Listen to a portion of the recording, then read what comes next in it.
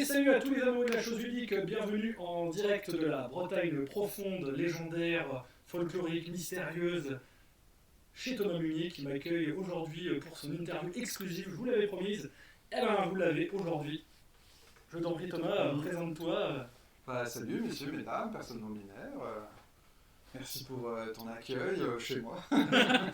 C'est ça que... Mais voilà, je t'accueille en effet sur ma chaîne, mais c'est un grand plaisir en tout cas de pouvoir te revoir déjà, parce que ça faisait longtemps qu'on s'était pas revu en vrai. Voilà, je me dis, c'est l'occasion quand même qu'on soit justement dans le coin pendant les vacances, pour justement venir te faire un petit coucou, et aussi pour venir t'interviewer et te passer à la moulinette rôliste, tel que, on va dire, j'ai l'habitude de le faire maintenant avec des illustrateurs, des auteurs, et toi, t'as un peu tout ça. Donc, on les a retrouvés après, sur le cul. Ah oui, je pense que voilà, normalement, oui, non, je les ai pas trop martyrisés, non, je pense que leur séjour à l'asile a été plutôt écourté, ça devrait le faire. Et donc, pourrais-tu déjà te présenter, on va dire, en termes rôlistiques, si je puis dire, ou en termes en tout cas d'artiste, d'auteur, puisque tu es multicasquette, multidiscipline, tu fais énormément de choses, donc que pourrais-tu nous dire de ton curriculum, en tout cas d'artiste? Oui, donc moi je suis père au foyer et puis également principalement auteur de jeux de rôle. Donc ça veut dire que j'ai surtout écrit des jeux de rôle. Principalement, ouais, j'en écris toujours, hein, voilà. Il paraît que c'est incurable. Combien de jeux de rôle sur l'univers de niveau pour l'instant, t'as compté? Il y en a une vingtaine, après il faut compter des nano-jeux, tout ça, plus une vingtaine par la communauté. Qui sont aussi plutôt quand même des petits jeux à quelques exceptions près. Car oui, en effet, Vivo, c'est l'œuvre de ta vie, c'est, on va dire, l'univers qui définit complètement on va dire, ton univers artistique et ton univers rôliste en tout cas, mais pas que, puisqu'il y a également des choses qui viennent de l'univers de Vivo et qui ne sont pas forcément des jeux de rôle. Alors justement, qu'est-ce que tu pourrais nous en dire de cet univers pour le présenter à ceux qui ne le connaissent pas? Et qui mérite d'être reconnu. C'est ça, l'univers de jeux de rôle, l'univers de Milvaux en quelques mots, c'est notre monde qui est tombé en ruine. Donc il n'y a plus Instagram, il n'y a plus TikTok, il n'y a plus rien, c'est la C'est une bonne chose ça. En plus de ça, la forêt a tout envahi, recouvre tout, une énorme forêt. Mais c'est une bonne chose aussi. Pour le bilan carbone peut-être. Après bon, c'est pas la forêt la plus sympa du monde. Hein, je me disais qu'il y avait quand même quelque chose qui... Chlorophylle énervé. Oui. Et donc il y a 4 paradigmes à prendre en compte dans cet univers pour bien le cerner. Le premier c'est l'oubli, c'est-à-dire que les gens perdent la mémoire à des degrés divers, c'est une sorte de maladie génétique qui atteint un peu tout le monde et qui va du coup générer beaucoup d'aventures pour essayer de retrouver sa mémoire avec des quiproquos, des souvenirs implantés, des maladies qui font encore plus perdre la mémoire, de la magie autour de la mémoire, ainsi de suite.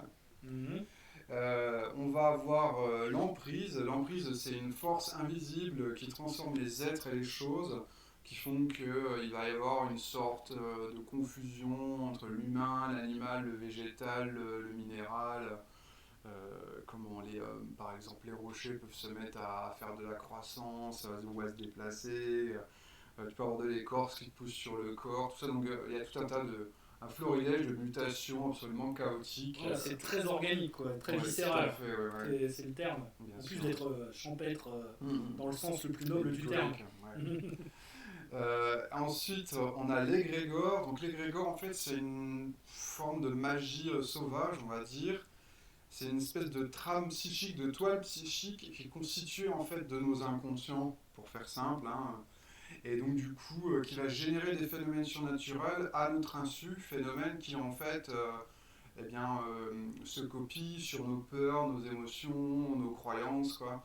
Ce qui fait que, par exemple, s'il y a eu un meurtre un peu sordide dans une maison, la maison va devenir hantée, avec des taches de sang qui apparaissent, des manies poltergeist, tout ça, quoi.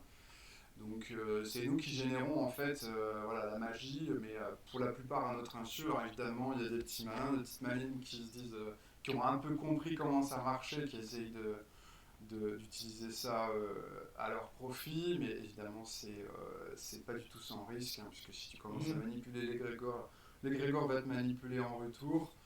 Donc donc tu peux te prendre des retours de bateau assez importants. Mhm. Et pour finir, on a donc les Horlas. Les Horlas, ce sont des créatures sentientes qui sont apparues avec Milvaux, qui n'existaient pas avant, euh, et qui en fait sont ni humaines ni animales. C'est une sorte de nouveau règne, quoi, en quelque sorte. Mhm. Et il y en a vraiment de toutes sortes, de toute apparence, avec toutes sortes de motivations, de métabolisme. Bon, beaucoup évidemment ont un côté un peu magique, quoi.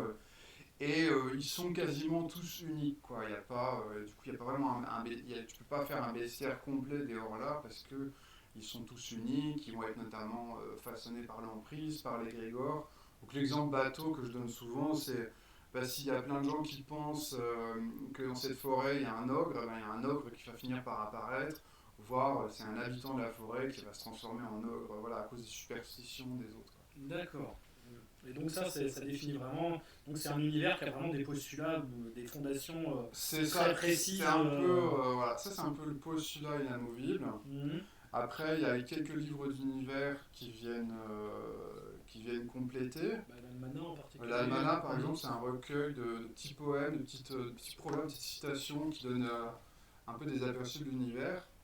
Je vous montre un peu comment ça se Voilà, présente. vous avez aussi au format aléatoire sur Chartopia. Donc, Mhm. Chartopia, c'est un site internet de tables aléatoires. Donc, par exemple, vous pouvez générer, pour faire des amorces de scénario, vous pouvez générer des citations d'Almanach. Donc, ouais, dans Civilisation aussi. Voilà, la civilisation, c'est plus qu'est-ce qui reste de la société humaine, est-ce qu'il y a encore des États, des religions, donc c'est un peu la géopolitique entre guillemets. À savoir que toutes ces œuvres sont, on va dire, disponibles gratuitement sur ton site. Donc, Oui, alors bon, je sais pas quand est-ce que la vidéo va sortir, mais il va sans doute y avoir un petit peu de changement, puisque du coup ça fait je crois au moins 7 ans, 6-7 ans que effectivement tout ce que je fais était libre, donc dans le domaine public, bon, à de micro-exceptions près, mhm. et est également gratuit, c'est-à-dire que pour les livres imprimés, c'était à prix coûtant sur Voilà, sur lulu.com. Lulu. Donc, si vous voulez vous les procurer Euh, pour découvrir l'univers. voilà. Après, donc, il y avait une petite compensation dans le sens où les gens pouvaient faire des dons, mais c'était des dons inconditionnels, quoi, qui n'étaient pas liés à une sortie en particulier. Ou sur ton Tipeee aussi. Hein, Voilà, bah, c'est sur mon Tipeee notamment, après il y avait d'autres formes. Et là, grosso modo, bah, comme tout le monde, je commence à avoir besoin d'argent, ça fait 7 ans que je suis quasiment bénévole. Donc, dans un premier temps, je vais remettre les livres sur Lulu, je vais refaire une marge dessus. Donc, les prix devraient malheureusement augmenter effectivement dans Mais quelques les temps. PDF sont toujours disponibles gratuitement. Pour le moment, j'aimerais que les PDF restent gratuits. Bon, clairement, je pense que je vais beaucoup innover en matière de modèle économique. Là, à partir de la rentrée, je vais tester plein de trucs. On va crash tester un certain nombre de choses en termes de modèle, donc on verra bien.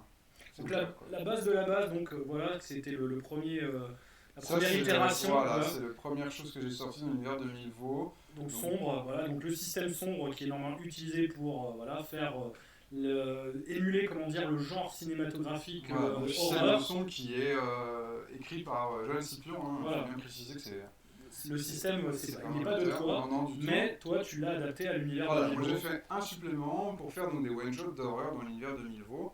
Donc c'était la proposition de base, donc vraiment des one-shots un petit peu à la Massacre à la tronçonneuse, projet Blair Witch, quoi, pour vous donner une idée quoi, de ce qu'on pouvait faire dans l'univers de Milvaux. Et puis bon, bah, au bout d'un moment, je me suis senti un petit peu à l'étroit, je voulais faire de la campagne, je voulais aussi pouvoir proposer des choses plus épiques. Donc, plutôt que de galvauder sombre en essayant de caler là-dedans des choses qui ne seraient pas bien rentrées, je suis plutôt parti sur l'idée de faire d'autres jeux. Donc, j'en ai fait un suivant, malheureusement, je ne peux pas vous montrer, j'ai pas d'exemplaire. Oui, c'est Influenza. Oui. Influenza, bon, honnêtement, ça reste aujourd'hui sans doute le jeu que je vous conseillerais en premier. Et moi aussi, parce que le système est vraiment très intéressant. Il est top. Ah oui, non, le système, c'est pas, on va dire, de l'autopromotion ou de l'orgueil ou de la mégalomanie mal placée. Non, je pense que vraiment il le mérite. C'est un système original, vous pourrez en juger par vous-même. Voilà, si tu veux en dire quelques mots d'ailleurs sur les principes un peu, Oui, bah, sur les principes de game design que tu as utilisés. pour faire simple, la tagline de Influenza, c'est héroïsme, martyr et décadence dans l'univers forestier de Milvaux. Comme ça Ça a l'air... Donc tu as un système assez narratif, on va dire, puisque tu as fait des personnages, c'est une série de phrases qui racontent l'histoire de ton personnage. C'est des phrases qui n'ont pas de chiffres associés, quoi. Hein. C'est vraiment juste des phrases, quoi. À part que c'est le système qui te dit quand tu peux écrire une phrase, tu peux pas mettre autant de phrases que tu veux, quoi. Et en fait, c'est ces phrases-là qui te donnent des dés dans des situations d'adversité. Ils sont en même temps les points de vie, en fait, d'une certaine manière. Voilà, parce que si, justement, et en fait, il y a vraiment un peu une mécanique de stop ou encore dans les dés, c'est-à-dire que tu peux décider juste d'utiliser quelques phrases, tu lances pas beaucoup de dés, du coup, tes chances de réussite sont un petit peu faibles. Des 6, des 12 en fonction des tables qu'on utilise. Ouais, voilà, bon, je vais pas rentrer à fond dans les détails. Puisque chaque table en fait donne des thématiques. Oui. Donc vous pouvez l'adapter en plus en fonction de l'univers que vous voulez. L'idée c'est que même quand tu fais un scénario, donc il y a une table de thématiques effectivement qui donne des résultats aléatoires, c'est-à-dire que par exemple, si je combats un vampire, les dés disent que je me prends une blessure, et là on va tirer le thème de la blessure, mettons que ce soit nature, une blessure en nature, ça pourrait être que j'ai une ronce qui me pousse dans le cœur au niveau de ma blessure, quelque chose, tu vois, une fleur, on ne sait pas trop quoi, un truc qui va parasiter. Et si j'ai fait une blessure en amour lors de mon combat contre le vampire, c'est plutôt que je vais tomber amoureux ou amoureuse du vampire, et il faut le considérer comme une blessure. Dans ce cas-là, c'est plutôt un amour vache, enfin un truc un peu toxique. Il aurait mieux valu pas tomber amoureux de cette personne. C'était pas la bonne. C'était bon, ça nous arrive à tous. N'est-ce pas? Et donc pour finir avec le système, il y a vraiment une mécanique de stop ou encore entre guillemets où plus tu vas lancer des brouettes de dés parce que tu t'impliques à fond dans l'action, ça correspond vraiment à la quête intime de ton personnage, tout ça, plus tu augmentes tes chances de réussite, mais surtout tes chances d'avoir des réussites excessives, qui s'appellent des sacrifices dans le jeu, et qui vont en fait te faire perdre tout ou une partie de tes phrases.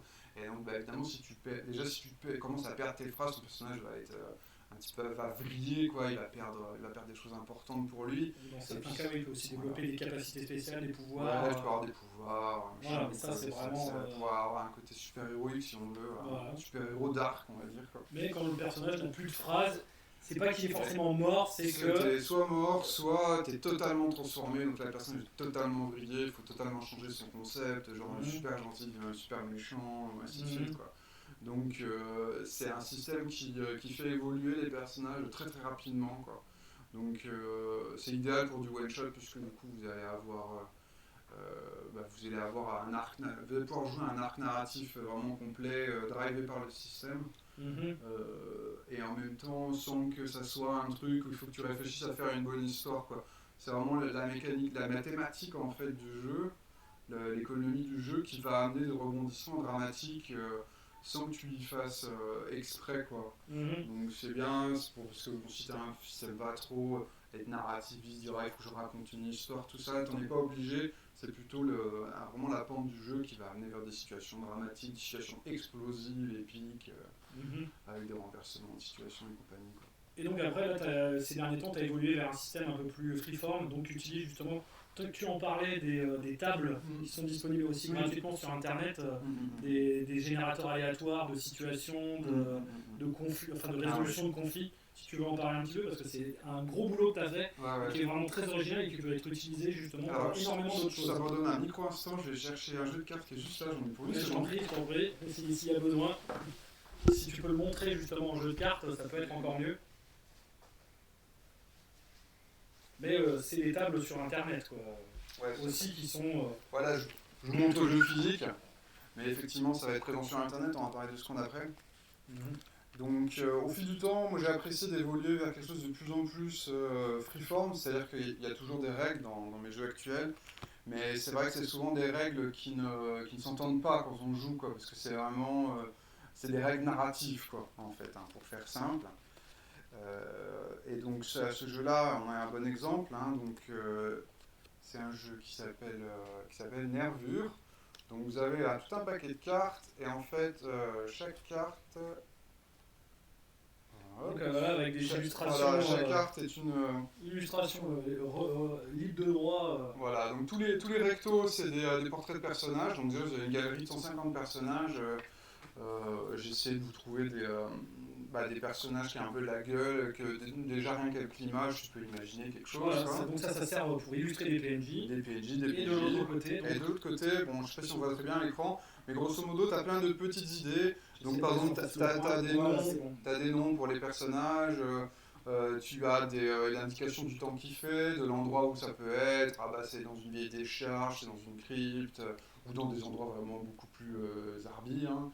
T'as des conseils de description, t'as des petites scènes que tu peux jouer. Voilà, les scénettes. Voilà, scénettes, des yeux aperçus dans les fourrés, donc voilà, on va partir autour de ça. La question qui est au système de résolution. La question, en fait, c'est un peu un truc si vous connaissez les jeux comme Pour la Reine, ou même dans Pocket Shop, on a ça, c'est une question orientée qui va amener, en fait, là sur la carte, avez-vous confiance dans là où les communautés qu'on a croisées récemment. Donc, par exemple, le MJ, s'il y en a un ou une, a posé la question à un PJ, puis évidemment, en fonction des réponses, ça va amener des rebondissements. Et tu as un point d'univers, donc du coup, tu as aussi des hors-là, parce que les hors-là, c'est quand même plus dur à imaginer. Donc là, il y a 150 hors-là, il y en a des très très arbitres. Voilà, un hors-là, ça peut vous occuper un scénario entier, quoi. Oui, une séance, et donc un point sur l'univers profond, quoi. Donc des types de magie spécifiques à niveau. Là, par exemple, sur la carte, il y avait la gastromancie, qui est une magie de la cuisine. Et je dirais le truc le plus original, à la rigueur, pas tout à fait original parce que ça existe dans d'autres jeux, mais là je l'ai vraiment fait à une grosse échelle, c'est le système de résolution qui est donc un système de résolution narratif, c'est-à-dire si on doit, si tu dois résoudre une situation conflictuelle, on fait un peu comme dans le FU, la Freeform Universal, c'est-à-dire qu'il faut poser une question qu'on peut répondre par oui ou par non. Est-ce que oui ou non je vais échapper au hors-là? Et en fait on tire une carte et là, par exemple, la résolution nous dit comment ça se passe. Une action agressive connaît une issue pacifique ou inversement. Bon bah là, typiquement, une action agressive connaît... Bon, il faut un peu interpréter, quoi. Donc là, je voulais échapper, je voulais échapper au hors-là, et une action agressive conduit à une issue pacifique. Peut-être que le hors-là va se mettre à dire non, non, mais n'essayez pas de fuir, je suis votre ami, en fait, je vais vous aider, tu vois. Alors qu'on pensait qu'ils allaient être agressés violemment. Voilà. Donc, du coup, on a un système de résolution qui est purement narratif, qui permet de résoudre les. Puis qui est pensé pour faire amener des rebondissements, pour imaginer du coup qu'il y a, pareil, il y a 150 réponses différentes à la question oui ou non, quoi. Donc, j'ai essayé d'étudier tous les cas de figure, quoi. Ouais, c'était un gros boulot, hein, je me souviens, t'as vraiment taffé. C'est ça. Et donc, la particularité de Nervure, c'est un peu le premier. C'est que je l'ai mis donc sur Chartopia. Chartopia, donc c'est un site internet américain, je pense. Hein, je mettrai le lien en description. De table aléatoire. Et donc, plutôt que d'utiliser les cartes, vous pouvez utiliser le site internet Chartopia, c'est gratuit tout ça. Donc, par exemple, Nervure, vous n'êtes pas obligé ni d'avoir le PDF, ni d'imprimer le jeu de cartes. Vous pouvez y jouer sur Chartopia gratuitement, sur le téléphone portable. Donc, c'est vraiment pratique. Et puis, l'avantage, c'est qu'on peut faire des liens. Ce qui est intéressant avec les tables aléatoires de Chartopia, c'est que tu peux aussi rajouter des images, donc des portraits, tu peux avoir des tirages aléatoires, tu peux faire des compilations, donc par exemple, j'ai fait des générations aléatoires de figurants, donc tu as la photo du figurant, tu as 2-3 mots sur son histoire, tout ça, enfin 2-3 axes, quoi. Et donc tu peux faire des combinaisons vraiment intéressantes avec ça. Et j'ai creusé sur le fait Nervure, ça a été le premier jeu qui entièrement était conçu sur Chartopia. Donc avec un lien internet, t'as un jeu entier, quoi. Et j'ai continué à creuser un petit peu cette veine de l'idée d'avoir un jeu comme ça qui soit émulé numériquement. Donc notamment j'ai mis un de mes jeux qui s'appelle Bois Soul, c'est un jeu solo Milvaux. Pareil, toutes les procédures du jeu en fait sont émulées via des liens hypertextes, tu fais tes tirages aléatoires, puis ça t'amène vers un lien hypertexte, une autre table, vers une autre table. Parce que tu as vraiment prévu au plus que le même système de résolution puisse être utilisé par un joueur solo jusqu'à un groupe de joueurs classiques. Oui, sur beaucoup de mes jeux, j'essaie que ce soit multi-compatible, donc compatible solo, compatible jouer à plusieurs, avec MJ, sans MJ, quoi. Voilà, avec toutes les variations de modalités. Voilà, du coup après c'est à chacun de faire sa tambouille. Et pour conclure sur cette idée de Chartopia et d'exploration un petit peu aléatoire de l'univers, Là, actuellement, mon gros projet, vous pouvez en avoir un premier aperçu avec un jeu qui s'appelle Les Forêts Limbiques, qui est sorti récemment. Donc, qu'est-ce que c'est les Forêts Limbiques? Les Forêts Limbiques, c'est un jeu Milvaux où on explore une partie de Milvaux qui s'appelle les Forêts Limbiques, donc, qui sont en fait le monde astral quoi, de Milvaux. Et en fait, c'est construit comme il y a plein de sous-parties avec des tables aléatoires, quoi, d'événements, de questions. Et en fait, elles sont reliées entre elles par des arbres de relations, quoi.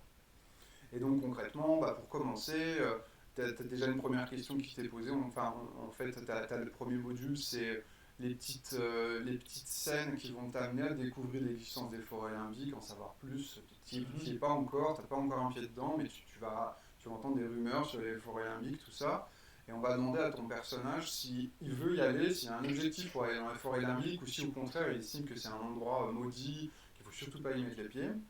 Et en fait, si tu veux aller dans les forêts limbiques, ça va t'amener vers un module où en fait, tu as des scènes où tu vas chercher un guide pour les forêts limbiques, avec tout un tas de systèmes aléatoires pour décrire le guide, dans quelles circonstances on peut le rencontrer, tout ça. Donc ça va évidemment varier d'une partie à l'autre, hein, comme c'est aléatoire, hein, c'est jamais le même guide. Oui.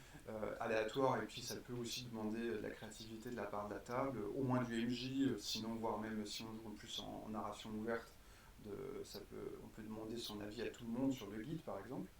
Mais si au contraire tu refusais d'aller dans les forêts limbiques, ça va t'amener vers un autre module où en fait là c'est une entrée accidentelle dans les forêts limbiques, tu te retrouves piégé, par erreur tu rentres dedans, tout ça, donc il y a plein de situations, et ainsi de suite. Les forêts limbiques sont divisées en plusieurs zones, il y a la forêt des Horlas, la forêt des rêves, les enfers, ainsi de suite. Tu as des actes, des scènes, comme ça des modules principaux, l'axe principal, des modules secondaires, donc c'est des scènes à jouer en plus mais qui sont un peu facultatives, des modules flottants, tu peux insérer si tu veux pas, des modules j'appelle ça la jauge des emmerdes, c'est-à-dire des trucs qui vont se surajouter dans les forêts limbiques, c'est l'effondrement de la réalité en fait, en 3 étapes, depuis le crescendo quoi. Et tu as un dernier module qui est important, ça s'appelle le repoussoir. C'est qu'est-ce qui se passe si les PJ veulent fuir les forêts limbiques avant l'heure, quoi. Eh bien, c'est possible de le faire, mais il y a des péripéties à jouer pour pouvoir fuir, c'est pas gratuit, quoi. Donc comme ça, tu respectes l'inventivité des personnages, mais néanmoins, c'est pas gratuit de sortir du scénario, il y aura un truc à jouer pour essayer d'en sortir, tu vois. Forcément, il perd quelques plumes, quoi. Comme Milvaux est un peu coutumier, les forêts limbiques, c'est un peu les contrées du rêve, quoi. Voilà, c'est ça. On est là-dedans. Et donc, pour conclure très rapidement là-dessus, sur Chartopia, tu as toutes les forêts limbiques avec donc un système de lien hypertexte qui fait que la navigation de module en module doit se faire de façon assez intuitive. En théorie, tu dois pouvoir jouer aux forêts limbiques sans aucune lecture préalable, quoi. Tu lances Chartopia, puis tu y vas, tu te laisses guider, tac, tac, tac, tac. Jeu de rôle prêt à jouer, quoi. Voilà, c'est ça. Sans préparation. Voilà. Et l'idée, en fait, c'est qu'il va y avoir, c'est pour ça que je parle d'un gros boulot, hein, c'est même un boulot de polonais, on va dire juste clairement, c'est qu'il va y avoir un jeu comme les forêts limbiques, mais pour chaque aspect de Milvaux. C'est-à-dire que si on fait un bivouac, eh ben, il y a un jeu de bivouac. Si on fait une chasse, désolé pour les végans qui nous écoutent, je suis moi-même vegan, mais bon, il y aura sans doute quand même un jeu de chasse, c'est important. Oui, c'est dans la thématique. Dans un monde forestier, donc il y aura un module, de chasse. Hein, et de cueillette alors du coup peut-être. Oui, bien sûr. La cueillette aux champignons. Qu'est-ce qui se passe quand tu veux goûter les champignons? C'est quoi la meilleure façon de goûter les champignons et tout qu'on ne connaît pas? Bien sûr, il y aura tout ça. Si on doit découvrir une nouvelle communauté, il y aura un module sur les communautés post-apo, tout ça. Chaque module, tu peux y jouer de façon indépendante pour faire un scénario, voire une mini-campagne monothématique, quoi. Mais en fait, tous les modules sont compatibles entre eux, c'est le même système de résolution, quoi. Qui est un système très narratif pour le coup. Et donc tu peux naviguer entre les modules de façon, voilà, là je parle vraiment d'un projet, quoi. Je sais comment ça fonctionne, mais il faut l'écrire, quoi, c'est surtout ça. Mais à terme, si c'est fait, tu pourras naviguer de façon très intuitive dans un univers qui est quand même assez profond, quoi. Et quoi que tu veux faire, il y aura un mini-jeu pour l'émuler, quoi. Et donc ça fait que tu peux partir à l'aventure et découvrir un univers sans l'habituel travail, c'est aussi un plaisir, hein. on va pas se mentir, mais de lire une encyclopédie de A à Z. D'accord. Alors c'est un beau projet en tout cas, c'est clair que et qui te doit te prendre énormément de temps. Il faut que je m'y mette. Pour le moment, ça prend pas tôt parce que je ne suis pas encore mis, mais j'aimerais bien faire. L'idée est là, quoi, en tout cas. Ouais, j'aimerais bien Et il y a déjà énormément de choses qui ont été faites. Ouais, tout à fait. Ouais. Alors, sur les déclinaisons, après, au niveau de Milvaux, en dehors donc, de Sombre, un que j'aime beaucoup, moi, donc, c'est Little Ho Chi Minh Ville, que moi, voilà, je suis trop fan de cette déclinaison qui est très biopunk, comme on dit dans le jargon. Voilà, ou ribofunk, pour ceux qui aiment les termes encore qui, plus. Si vous voulez le voir, on va dire, dans une version, on va dire, pro imprimée, elle existe, donc c'est un élément du supplément The Sprawl. Metapole, c'est ça. Qui est franchement un excellent supplément, même si on va dire vous n'utilisez pas le système de The Sprawl, qui est donc c'est du cyberpunk PBTA, donc propulsé par l'Apocalypse. C'est tombé, on est en plein dans l'Apocalypse là, puisque là quand on va sortir cette vidéo, je vous ai diffusé la vidéo sur Apocalypse World. Donc voilà, justement, Little Ho Chi Minh Ville, c'est on va dire la déclinaison en tout cas biopunk en système donc propulsé par l'Apocalypse. Mais dans l'univers de Milvaux. Donc vous vous dites, mais comment c'est possible, un univers forestier post-apo? Bah si, voilà, il y a, on va dire, un îlot, comment dire, de civilisation, mais qui est vraiment, comment dire, foisonnant, qui est vraiment super intéressant en termes en tout cas, de la manière, en tout cas, dont est exprimé, on va dire, le genre cyberpunk, adapté justement à la problématique de l'univers forestier et organique. Et donc ça, franchement, c'est quelque chose qui me plaît beaucoup. Alors, il y a aussi, puisque tu l'avais montré, donc Coloquinte, si tu peux en dire un petit peu. Non, c'est pas Coloquinte, hein, c'est Sélacanthe. Pardon. Ah, Coloquinte, c'est le cucurbitacé, et Sélacanthe, c'est le poisson. Pardon, c'est la déformation Milvaux. Moi, je pensais à des trucs. Et il a muté à cause de l'emprise. Ouais, c'est Sélacanthe. Sélacanthe, pardon, excuse-moi. Tu vois, c'est un. Moitié courge, moitié reptile. Ouais, donc tu peux en dire un petit peu plus, excuse-moi, c'est un lapsus. N'importe quoi. Alors, Sélacanthe, ça c'est le fruit d'une collaboration avec Batronoman, que vous connaissez peut-être si vous suivez. Les jeux Batro Games, de toute façon, voilà. Puisque concrètement, à la base, c'était une campagne pour un de ces jeux qui s'appelle Carcer. C'est ça. Oui, c'est ça. Carcer, pour faire simple, c'était une sorte de version light d'un de ces jeux qui est plus connu, qui est Mantra. Donc c'est grosso modo un jeu d'horreur onirique, pour faire les choses très simples. Et donc, moi j'ai fait ce supplément Milvaux qui s'appelle Sélacanthe. Après, on s'est débrouillé pour que le système de Carcer soit. Enfin, je crois que j'ai un peu adapté ma sauce, c'est pas exactement le même système, mais de toute façon, les règles sont expliquées dans Sélacanthe. Vous n'êtes pas obligé d'avoir Carcer pour jouer à Sélacanthe. Sélacanthe se tient, c'est un stand-alone, quoi. Et donc, Sélacanthe, c'est un jeu campagne. Alors. Ça se voit peut-être pas, mais il y a un petit macaron moins 18, moins 18. Qui n'a rien de légal, mais qui est plutôt, on va dire, une prescription. Déconseillé au moins de 18 ans, puisque c'est quand même. Du coup, c'est une campagne qui va vous faire vivre 10 cauchemars forestiers, et oui, c'est quand même plutôt trash. C'est un peu. Moi, voilà, après, je suis pas forcément le plus jusqu'au boutiste des auteurs, loin de là, mais en tout cas, ça c'est mon jusqu'au boutisme à moi, quoi. Là, il va vraiment dans le côté obscur, pas trop quand il s'y met. Voilà. On sait très bien. Donc, on va un peu explorer, entre guillemets, la sombreté de la psyché humaine à travers cette campagne.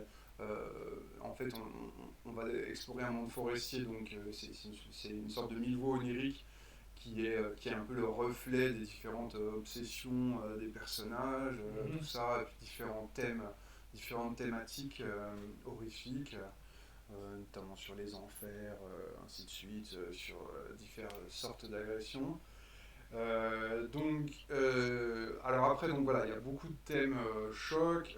En plus, c'est un jeu où on est censé se jouer soi-même. Donc c'est assez délicat. Après, je tiens à préciser que pour compenser, il y a beaucoup de techniques de sécurité émotionnelle Les fameuses. Voilà, c'est même le rôle master de sécurité émotionnelle, quoi. C'est vraiment beaucoup. Alors là, je suis choqué. Beaucoup trop. Je suis choqué. Donc, pour en citer que quelques-unes, par exemple, on peut refuser de se jouer soi-même, jouer un personnage imaginaire si ça nous est plus confortable. Il y a des trigger warnings au début des scénarios, et en fait, si tel trigger warning convient pas à une personne à la table, eh bien le jeu explique comment jouer sans ce trigger warning, quoi. Comment un petit peu reskiner les scènes pour que ça passe et tout, quoi. Alors, dernière déclinaison de niveau, en plus ça nous concerne tous les deux, puisque on y a participé tous les deux sans même le savoir qu'on faisait partie du projet, c'est-à-dire Colonial Gothic. Bon, je referai une vidéo plus complète sur la gamme Colonial Gothic, mais bon, ça me fait bizarre de parler d'un jeu que j'ai traduit et que toi tu as. Parce que donc, dans Colonial Gothic, il y a une déclinaison de niveau, on va dire, qui est adaptée, on va dire, à l'esprit de l'univers de Colonial Gothic. Voilà, qui, je rappelle, donc un jeu où on joue donc c'est au XVIIIe siècle. On est au Canada, enfin du moins au Québec, futur Québec, et donc on est juste après normalement la guerre donc franco-anglaise, et on va y faire des choses assez particulières, puisque donc le postulat de base c'est qu'on fait partie en théorie d'une on va dire société, compagnie qui est là justement pour combattre, on va dire, les horreurs indicibles qui se cachent dans les forêts du fin fond du Canada, tout en découvrant évidemment toute la richesse du folklore amérindien, et également, on va dire, les travers, on va dire, de l'âme humaine, et en particulier des colons qui sont vraiment, voilà, pas du tout, mais alors du tout, on va dire, blanc immaculé, hein, on va dire ça. Et donc toi, du coup, ta partie, on va dire, sur Milvaux, qu'est-ce que tu peux nous en dire, cette adaptation justement Ouais, alors concrètement, pour ceux qui connaissent pas, en fait la gamme initiale Colonial Gothic, la gamme américaine, en fait l'adversité surnaturelle du jeu c'est plutôt le mythe de Cthulhu, quoi. Enfin c'est des horreurs Lovecraftiennes. Et donc le choix qui a été fait par Batro Games pour la version française, déjà en plus de décaler le contexte, parce que ça se passe pas au Québec, hein, la version initiale. Voilà, ça se passe dans les 13 colonies originelles. Voilà. Déjà. Donc là on décale effectivement dans le cadre de la guerre franco-anglaise. Qui est normalement un supplément de la gamme, hein, d'origine. Voilà. Et puis le deuxième décalage, c'est que au lieu de la menace surnaturelle, c'est plus une menace Lovecraftienne, c'est Milvaux. En grosso modo, c'est une version un peu aménagée de Milvaux qui s'appelle les Mille à un Vaux. Et grosso modo, c'est-à-dire qu'il y a une partie de la forêt qui est en train de s'étendre, de gagner du terrain, une partie de la forêt qui est hantée. Elle est produite à la fois par les souffrances des natifs, des autochtones, mais aussi en plus, bon, il y a certains autochtones qui ont viré un peu côté magie noire. Bon, après j'en ai discuté avec des autochtones, je crois qu'ils n'aiment pas trop le terme de magie noire. Bon, bref, en tout cas, il y a des autochtones qui ont viré d'arc, de toute façon, c'est pas historique, donc c'est pas très grave. Et puis aussi, il y a également tous les problèmes mentaux des colons qui sont toujours plus en plus nombreux, quoi, et qui vont alimenter cette forêt surnaturelle qui progresse. Et il y a des portails vers les Mille à un Vaux qui s'ouvrent, même à l'intérieur de villes civilisées, entre guillemets, hein, comme Québec. Et donc, moi, sur la gamme, j'ai essentiellement fait de la relecture pour vous donner un petit peu mon avis sur comment les choses étaient traitées, hein. C'est plutôt Orloff pour l'use de base qui a fait la description des Mille à un Vaux. Et puis, les Mille à un Vaux sont pas mal exploités aussi dans la campagne Abîme, qui a été écrite par Trikitov. Voilà. Moi, là, j'ai fait essentiellement la relecture. Si je peux vous vendre un peu Colonial Gothic, moi je trouve un des aspects que j'ai préféré dans ce jeu, c'est le côté, en tout cas si tu joues un colon, quoi, c'est le côté monde extraterrestre, c'est-à-dire qu'il faut imaginer qu'il y a un choc culturel immense en fait pour un colon, en tout cas fraîchement débarqué, parce que c'est un monde totalement différent, un monde extrêmement sauvage à l'heure où l'Europe, la forêt, la nature a quand même beaucoup reculé, quoi. Là ils arrivent dans un monde extrêmement sauvage, avec en fait aucune des espèces animales et végétales qu'ils connaissent. Enfin, après, c'est ça qu'en plus, c'est que par rapport aux coloniales gothiques d'origine, avec les 13 colonies, où ils ont importé en clair leur folklore d'Europe, là on a vraiment opté, quand on a fait colonial gothique, je le sais, parce que moi j'ai fait le chapitre justement sur le bestiaire amérindien, c'est vraiment le folklore amérindien à fond, qui est d'une richesse insoupçonnée et insoupçonnable, je pense,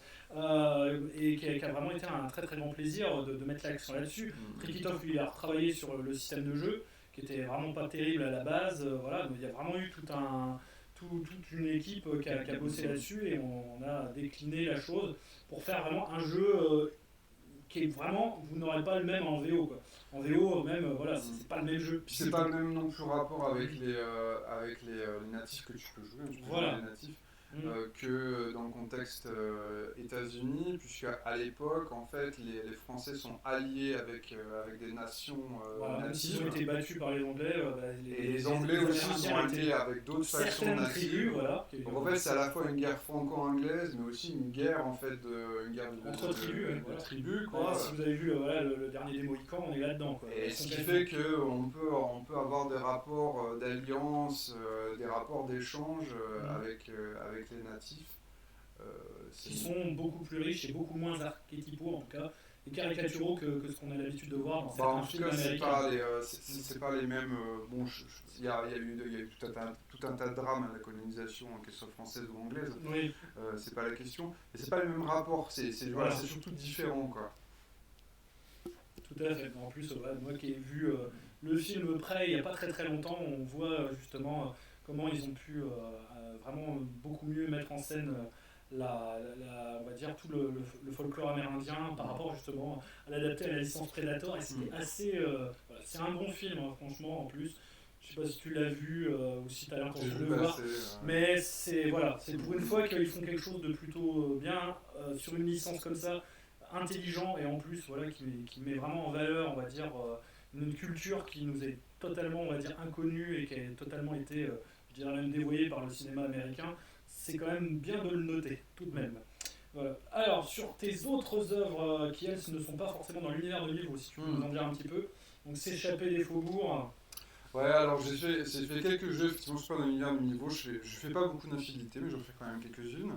Et donc, S'échapper des faubourgs, ça, je crois que c'est mon premier jeu. C'est un des premiers, ouais, justement, c'est pour ça. J'essaie de faire dans l'ordre. Il est ancien, mais il est cool, en fait, S'échapper des faubourgs, donc c'est un jeu sans MJ. Et en fait, on joue des amis proches qui se retrouvent piégés dans une espèce de banlieue super dark, remplie de monstres atroces. Avec des rodéos urbains. Il peut y avoir des rodéos urbains, clairement, du moment que ça tourne mal, quoi. Ça tourne toujours mal, on le sait bien. Et en fait, cette ville cauchemardesque et ces monstres sont tous liés en fait au passé, au trauma des personnages, quoi. C'est un cauchemar personnalisé, quoi. Mm-hmm. Et en fait, c'est un jeu qui est un peu construit comme un battle royale, puisque on va essayer de s'échapper de ce cauchemar. Mais il y en a un seul qui peut sortir, quoi. En gros, il faut faire un rituel qui va laisser le passage qu'à une personne. Et voilà, donc on a beau être copains, et à un moment... Donc c'est coopératif jusqu'à un certain point. Ah, c'est ça. C'est pas ça. C'est bien pour se faire des amis encore, ça. Après, il peut y avoir des alliances, parce qu'éventuellement, il y a moyen que le premier qui passe laisse le nom d'une deuxième personne pour faire un deuxième rituel. Donc on peut se mettre bien comme ça avec quelqu'un. Et tu peux aussi faire ce qu'on appelle la compétition compassionnelle, c'est-à-dire...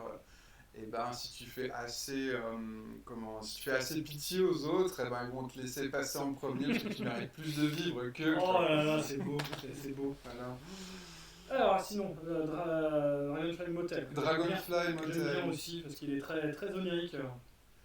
Dragonfly Motel, c'est un jeu qui est assez en rupture avec les jeux de rôle qu'on peut connaître d'habitude. C'est également un jeu sans MJ. Dans Dragonfly Motel, vous avez toujours la même prémisse, mais qui est très très simple. On joue des personnes qui arrivent au Dragonfly Motel. Et le Dragonfly Motel, je ne le décris pas, je ne dis pas à quoi il ressemble, c'est à vous d'imaginer. Et c'est à vous d'imaginer pourquoi vous êtes là. Et à partir de là, tout peut arriver. C'est-à-dire que c'est un jeu onirique, poétique, où il va se passer des choses. Un peu lynchien, on va dire, sur les bords. Ça peut être, on peut taper Plus dans ou moins. l'univers lynchien, mais on peut aller sur quelque chose de plus poétique si on est plus dans le mood. C'est pas forcément dark. Hein. Il y a il y a une règle qui est vraiment importante et qui permet de jouer ça, c'est la règle de non-cohérence. C'est-à-dire que, justement, dans un jeu de rôle, on cherche la cohérence. C'est-à-dire que si tu as dit qu'il y avait un chien qui tuait partout, tu peux pas l'escamoter comme ça du jour au lendemain, puis dire non, en fait, il n'existait pas, il n'y a jamais eu de chien, quoi. Tandis que dans Dragonfell Motel, on n'a aucune obligation d'être cohérent d'une scène sur l'autre, quoi. Et donc, je peux tuer ton personnage. Et puis la semaine d'après, tu reviens, il n'y a pas de souci. Le meurtre ne s'est jamais passé, ou en tout cas, c'est pas dans ce monde parallèle. En fait, ça fait un petit peu comme une espèce de fracture de multivers où on peut rejouer plusieurs fois la même scène avec une résolution différente, tout ça. Voilà, c'est un jeu qui va vraiment plonger une sorte de vertige poétique, quoi. Très bien. Et donc, un des derniers aussi, celui-ci avait fait l'objet d'une souscription, si mes souvenirs sont bons. Pas du tout. C'est bizarre, parce que moi j'avais eu l'impression que j'avais... Jamais. Jamais, où il y avait eu... en tout cas, moi je l'ai acheté, je sais plus dans quelle circonstance. Alors, quelqu'un a fait une souscription, a vendu bon jeu, sans que je le sache. Pourtant, moi, dans mon idée, je me suis dit, c'est bizarre, Psychomorph, j'avais l'impression qu'il y avait... il y avait eu, comment dire, alors c'est sorti et je l'ai acheté. J'ai jamais fait de souscription, enfin il y a des souscriptions sur des trucs où j'étais collaborateur, quoi. Oui. Mais moi, je connais la Gothic par exemple, mais moi j'en ai jamais fait parce que je comprends pas comment ça marche. En tout cas, c'est sûr, c'est comme si c'était une souscription pour moi, parce que dès que c'est sorti, c'est tellement rare quand il y a des choses on va dire, en imprimé qui sortent, donc tout de suite, je me le suis procuré. Et donc, qu'est-ce que tu peux nous en dire de Psychomorph ? Alors, Psychomorph, c'est pareil, c'est un peu comme c'est la corde, c'est pas le plus safe de mes jeux, hein, je précise tout de suite. Je crois bien qu'on a mis un macaron moins de 18 aussi. Non, il n'y est pas là, justement. On aurait pu. Hein. Alors, Psychomorph, c'est un jeu où on joue les meilleurs des profilers contre les pires des serial killers. Pour ceux qui connaissent, c'est un jeu de rôle qui est inspiré des multiples séries. Merde, j'ai oublié le truc. Il y en a plein. Criminal Minds, Esprit criminel. Voilà. Esprit criminel, il y a eu plusieurs versions de la série, quoi. Donc ça commence toujours de la même façon, c'est-à-dire qu'il y a un premier meurtre. Et clairement, c'est identifié comme suspicion de meurtre en série et surtout de meurtre inter-État, parce que ça se passe aux États-Unis. Parce que c'est fédéral. Et du coup, il y a une équipe, voilà, c'est fédéral, donc il y a une équipe de profilers du FBI qui prennent leur jet privé, donc c'est un jeu à l'empreinte carbone désastreuse, je suis désolé. Il faut ça pour arrêter les meurtriers. Ils prennent leur jet privé, ils disent pas de soucis, on part à Massachusetts tout de suite, on va enquêter, tout ça, puis 2 minutes après, en fait, il y a un indice au Texas, on va au Texas tout de suite. On y va avec nos gros 4x4 qui polluent et qui consomment 10 litres au 100. Budget carbone illimité, quoi. Et spéciaux aussi. Voilà. Et en fait, on va suivre un peu en parallèle l'enquête des personnages, et en fait, ça va être intercalé avec des scènes où on va incarner des victimes du serial killer. C'est-à-dire que tu vas jouer le vendeur de donuts, où il y a un type un peu louche qui rentre dans ta boutique. Et puis, grosso modo, le but de la scène, toi en tant que joueur, le vendeur de donuts, tu sais que tu vas mourir, de toute façon, c'est obligé, parce que tu peux pas acheter des dés contre le serial killer, il te met forcément minable. Ouais, mais c'est de le faire avec style. Et en fait, le but, si tu veux, c'est de la scène, c'est d'essayer de soutirer un maximum d'informations, quoi. Ouais, c'est un petit peu méta, quoi. C'est-à-dire, en tant que vendeur de donuts, tu sais pas que t'enquêtes, tu t'es même pas censé te douter que tu vas mourir. Mais tu dis, vous venez d'où, tout ça, machin. Ou de faire en sorte de laisser plein d'indices pour les enquêteurs aussi. Voilà, ouais. Si tu comprends que tu vas vraiment y crever, y passer, effectivement, c'est le bon moment pour, griffer la personne. Pour qu'il y ait l'ADN sous les ongles, etc. Bon, voilà, c'est des scènes un petit peu méta, et donc ce qui est rigolo, entre guillemets, c'est que l'ironie dramatique du truc, comme dans la série, c'est que les joueurs, les joueuses peuvent avoir connaissance de pas mal de choses. Alors bon, des fois je me débrouille pour qu'on voit pas trop le visage du serial killer, même si on le voit en action. Mais des fois tu vois son visage, son visage est décrit dès le départ. Sauf qu'on ne connaît pas son nom, on ne sait pas qui c'est, comment il habite, tout ça, machin. Et donc on intercale ces scènes qui, de toute façon, les scènes de meurtre, tout ce qui a été joué dans la scène de meurtre, on considère que les enquêteurs y auront accès par divers indices, quoi. Genre, la caméra a enregistré la conversation avec le vendeur de donuts, donc tout ce qui s'est dit, tu vois, va être réutilisé par les enquêteurs, quoi. Ah, c'est bien. Et en fait, on alterne ça avec des scènes où les PJ doivent essayer d'en comprendre plus sur le serial killer. Le but, en fait, c'est un contre-la-montre. C'est-à-dire que tu joues tu joues les meilleurs des meilleurs. Donc, de toute façon, vous allez le choper, le gars, c'est obligé. Sauf que il faut le faire vite, parce que le temps, c'est des morts supplémentaires, quoi. Donc il faut essayer de débloquer des informations. En fait, il y a une grille d'informations type qu'on doit avoir sur le serial killer. Donc son profil pathologique. Alors je suis désolé, mais je pense que le jeu peut sans doute sembler psychophobe, clairement.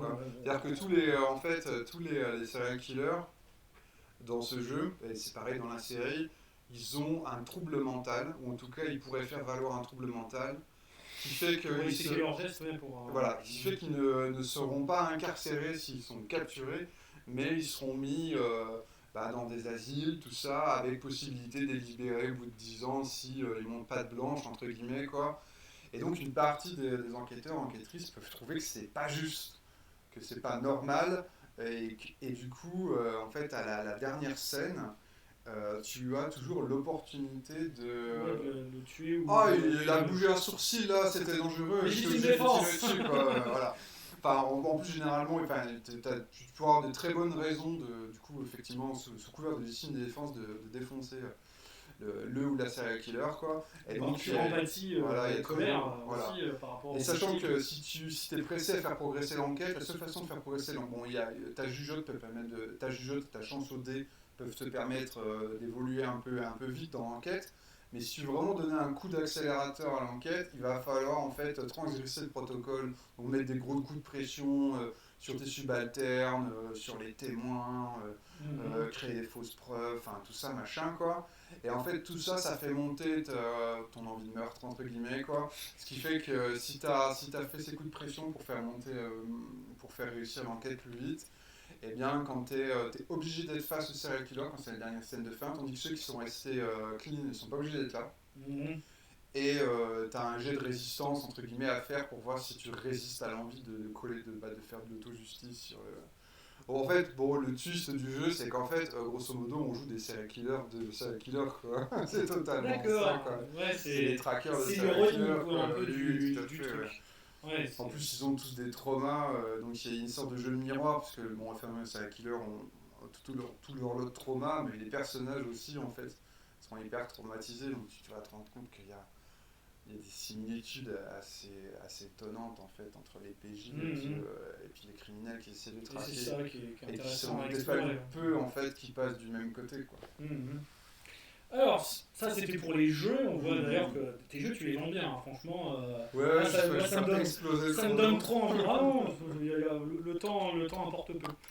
T'es aussi en plus, on va dire, d'un game designer, un créateur d'univers, aussi un théoricien du jeu de rôle. Et qu'est-ce que tu pourrais nous dire un petit peu là-dessus, sur ton école, entre guillemets, de pensée en termes de théorie, voilà, avec des ouvrages comme ça, par exemple sur Vertige Logique, ou sur, tu es spécialiste aussi de la musique, pour ce qui est on va dire, du jeu de rôle, et ça c'est vraiment des ouvrages extrêmement intéressants que je vous conseille, ces deux-là. Voilà, qu'est-ce que tu peux nous dire un petit peu sur résumer ta pensée? Parce que tu as fait en plus pas mal de podcasts justement pour expliquer un peu ta théorie du jeu de rôle, voilà, qui est un peu plus, on va dire, développée, un peu plus, on va dire, je dirais, polissée en tout cas, et plus précise, je pense, que la vieille théorie LNS qu'on connaît un petit peu tous. Voilà, qu'est-ce que tu peux nous dire un petit peu là-dessus? Ouais. J'ai quand même été évidemment très influencé par effectivement tout ce qui est théorie LNS, la Forge et compagnie, ça a été quand même indispensable pour moi, c'est là-dessus que je me suis formé. Je me suis énormément formé aussi sur Frédéric Sintès, Big Systems, donc, qui nous a quittés malheureusement il y a peu, quoi. Vous avez retrouvé toute une série de podcasts sur Radio Rolliste avec les lieux en dommage, c'est un document vraiment passionnant pour comprendre à la fois la vie de Frédéric et puis du coup le paysage, un paysage hein, bien sûr, un paysage de la réflexion autour du game design en France, quoi, notamment dans la sphère indé, quoi. Mhm. Donc bon, ça m'a énormément influencé, mais assez vite, j'ai aussi développé mes propres marottes, avec, du coup, j'ai essayé d'être très éclectique dans les sujets de game design que je pouvais étudier. Donc pour le coup, je me comparais, toute proportion gardée, hein, je me comparerais aussi plutôt à Lapin Marteau, tu vois, avec la vie du meneur, avec leurs articles de blog, Mhm. et puis avec la série Sortir de l'auberge, où tu vois qu'ils essayent d'aborder tous les sujets, quoi. C'est vraiment une espèce de vision holistique du loisir, quoi, où vraiment chaque aspect du loisir est abordé avec une réflexion. Donc à ma manière, j'ai fait un peu ça, je ne me suis pas arrêté sur un aspect en particulier, j'ai beaucoup papillonné, mais tu peux en présenter les deux bouquins, là, déjà vous allez voir des choses qui n'ont rien à voir, quoi. Oui, mais qui sont déjà, on va dire, très intéressantes pour voilà, comprendre quel est en clair quand même tes postulats, on va dire, en termes justement de game design Mm. et de narration. Voilà, savoir comment, qu'est-ce qu'est le jeu de rôle pour toi, en fait, qu'est-ce qui est important dans le jeu de rôle et comment surtout tu imagines que l'on joue autour de la table de jeu autrement peut-être que de manière plus traditionnelle ou en faisant des expériences nouvelles ou en essayant de comprendre justement comment améliorer sa manière de jouer en essayant des choses, en expérimentant. Mm. Ouais, tout d'abord, donc il y a musique sombre pour jeu de rôle sombre, avec une pochette hideuse. Le but, c'était de faire peur, hein. Ah, Voilà. Donc, en fait, c'est un recueil de chroniques musicales. C'est-à-dire qu'il y a, pour une page, il y a une chronique d'album, quoi. Donc, je présente des albums de musique que vous pouvez utiliser in extenso, c'est-à-dire tout l'album, c'est pas juste une piste ou deux qui conviennent, c'est tout l'album qui peut être passé en intégralité. Et que vous pouvez utiliser soit dans des jeux de rôle d'horreur, soit dans des moments horrifiques sur un jeu de rôle qui ne l'est pas, quoi. Par exemple, tu fais une partie de Star Wars, tu vas rencontrer Dark Vador, bon bah évidemment tu peux sortir la marche de l'empereur, mais tu peux varier peut-être avec des musiques qui sont moins attendues. Donc voilà, du coup l'idée c'était de s'éloigner de l'attendu, c'est-à-dire je ne vais pas conseiller la marche de l'empereur pour faire de je pense l'horrifique c'est plutôt dans... pour les manchots. Simon, si tu nous écoutes. Je ne sais pas, j'aimerais bien, mais je ne pense pas. Et donc moi je suis plutôt allé chercher dans la musique un petit peu underground des choses. L'idée en fait c'est de proposer des musiques qui sont pas des bandes annonces de films ou de jeux vidéo et qui sont pas forcément dans le répertoire mental de ta table, quoi. Ah, ça, c'est sûr que c'est totalement à mille lieues de ce qu'on pourrait imaginer Voilà. mettre. Et c'est ça qui est intéressant, justement. L'idée C'est de surprendre. voilà, c'est de surprendre, d'éviter les sorties de RP. Typiquement, si tu joues à Seven Seas, tu veux mettre la musique de Pirates des Caraïbes, bah ouais, mais du coup, tout le monde a su mettre à faire des blagues sur Jack Sparrow et tout ça, puis ça nous met dans l'ambiance, mais en même temps ça nous sort de l'ambiance, alors qu'on Mhm. peut peut-être trouver des musiques de pirates qui en fait sont moins connues, et du coup ça nous met dans l'ambiance pirate sans que les gens se mettent à faire des blagues sur Pirates des Caraïbes, quoi, pour Mhm. donner un exemple, quoi. Et l'idée, c'est pour chaque album, je liste un certain nombre de jeux de rôle qui iraient bien avec l'album, tout ça. Donc par exemple, si tu mets du jazz un peu dark, je veux dire que tu peux utiliser pour Eddie Wood ou Café Noir par exemple. Présente comme ça, voilà. Si, pour voir un peu le modèle. Voilà, pour Star Wars par exemple, il y a un album qui s'appelle Aldebaran de Inade, donc c'est du dark ambiante spatial, donc c'est un peu de la musique à la Alien, tu vois, la Mhm. musique de vaisseau spatial hanté avec des espèces de bruits organiques Il y a bizarres, beaucoup quoi. en plus de jeux de rôle ESF très, très dark qui Voilà. sortent ces temps-ci. Donc c'est clair que voilà, c'est aussi bien pour la SF que Mm. même pour le Medfan, que pour le contemporain. Et Que... pour rabouter sur éventuellement l'aspect un peu théorique, du coup c'est un peu une approche de la musique comme un oracle, comme presque aussi une joueuse en plus, c'est-à-dire que la musique en elle-même est une proposition d'ambiance, c'est-à-dire que j'ai tendance à penser que ça va inspirer le flow du MJ, Ça va mettre évidemment les joueuses dans un état d'esprit aussi, qui va également inspirer orienter leur RP et tout ça. Voilà, si je veux faire un truc vraiment Lovecraftien, je vais mettre un drone super lourd avec des basses méga lourdes. Et là tu dis, ouais, ça y est, il y a des puissances telluriques qui s'approchent. Mhm. Ah, on est en Déjà, direct. on est en direct, ah, c'est le C'est direct, il se c'est passe les des aléas du trucs, direct, il se passe il des- va se passer des trucs de foot. De toute façon, Je restez parce pense. que là, ça va être vraiment la cata. Et voilà, et donc ça c'est un truc que j'ai creusé pas mal après, cette idée d'oracle, cette idée de carte inspiration, comment piquer des images, piquer des mots-clés, des trucs, tout ça, avoir une sorte de, bah, voilà, de MJ, enfin de joueurs, joueuses virtuelles qui est là pour faire des propositions, Mhm. et notamment en fait, musique sombre pour jeux de rôle sombre, vous avez la playlist, c'est-à-dire une bonne partie, enfin il y a à peu près 150 albums en écoute intégrale qui sont sur Chartopia en fait. Et donc vous pouvez tirer au hasard en fait un album pour sonoriser votre partie, pour vous faire un oracle Aussi, et ouais. tout. Donc voilà, donc ça c'est important, c'est qu'il y a beaucoup des albums qui sont dans ce bouquin, qui sont en écoute libre sur Bandcamp, et moi je vous ai fait les liens, vous avez la playlist musique sombre. Donc voilà, c'est-à-dire que c'est vraiment du pré-mâché, vous lancez une partie de allez on fait un Cthulhu à l'arrache, t'as rien préparé, et ben t'as la playlist et en fait les albums sont décrits en une ligne et tout, alors tu scrolles un petit peu vite fait, puis tu vas tout de suite trouver un album où tu tapes des mots-clés genre Lovecraft ou machin, et tu vas tout de suite trouver un ou deux albums qui collent quoi. Bien, bien. Donc, Surtout que voilà, c'est un sujet que j'avais abordé dans un live il n'y a pas très très longtemps. Que la musique, donc là, si vous voulez approfondir la chose, bah, vous avez ce qu'il vous faut. Ah, un petit humour, puisque là, c'est l'un des derniers que tu as sorti, mm. donc de jouer le vertige logique. Donc là, c'est vraiment ta théorie, on va dire, maîtresse, si je puis dire, un petit peu. C'est ce sur quoi, en tout cas, tu travailles beaucoup dans l'univers de Milvaux et sur Ouais, c'est un truc que j'ai beaucoup testé pour aboutir à la création de ce bouquin. Ça a été vraiment pas mal de playtests pour tester une façon de jouer qui est particulière, donc, que j'ai appelé le vertige logique. Alors honnêtement, je crois que j'ai vu passer le mot ailleurs, hein, donc je pense pas avoir inventé le terme.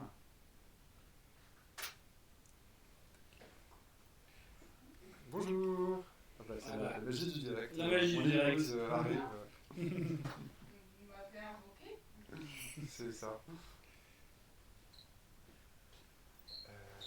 Et donc, je t'en prie. Oui. Donc, j'en étais où? Alors l'idée en fait c'est la tagline du bouquin, c'est comment faire interagir les réalités dans les jeux de rôle.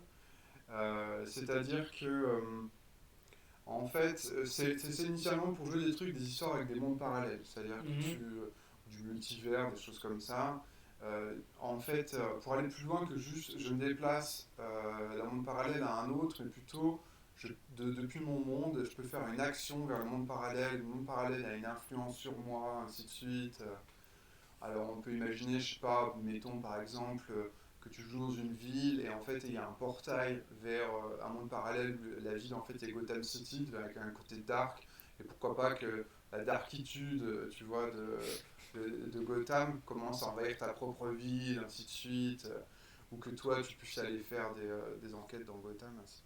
Et, euh, et après, l'idée, c'était de faire ça avec des rêves, avec des souvenirs, tout ça. C'est-à-dire que tous ces moments de réalité un peu divers, comme un rêve, un souvenir par exemple, ou une vision du futur, un flash-forward, vont être traités comme des mondes parallèles avec lesquels on peut interagir. C'est-à-dire que, par exemple, si j'ai un souvenir, eh bien, mettons une autre joueuse pourra dire mon personnage rentre dans le souvenir et va attraper un objet ou va interagir avec le souvenir, par exemple pour mener une enquête, tu peux mener une enquête dans tes propres souvenirs, ainsi de suite, quoi. Et donc voilà, du coup c'est une façon de jouer très, très mindfuck, on va vraiment jouer avec les réalités, tu peux emboîter, il y a tout un arsenal de techniques que tu peux emboîter les unes dans les autres pour avoir des résultats. Tu peux juste prendre une technique pour avoir un Mhm. petit effet waouh sur une partie, ou alors tu peux les enchasser pour avoir vraiment une espèce de truc à la Cloud Atlas par exemple, quoi.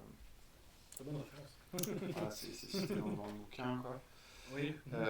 Et donc pour embrayer sur la théorie en général, bon, de toute façon je ne vais pas pouvoir te présenter tout mon travail parce qu'il y a, Non, mais c'est vraiment donner un aperçu. il y a, il y a- il y a 200 articles. Les trucs les plus notables, je dirais,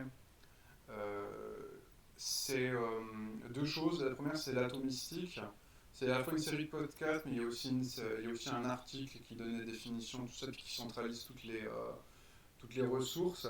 L'atomistique, c'est un peu une nouvelle façon de découper le jeu de rôle, enfin une nouvelle inspirée d'eux, hein, notamment de la Forge. Hein, il y a pas, ça Ouais, mais va vraiment nulle part. on va dire, c'est une théorie avancée quoi, par rapport Ouais, on va c'est dire, ça. à la théorie classique. Parce que j'avais quelques petits désaccords avec la GNS qui est présentée par la Forge.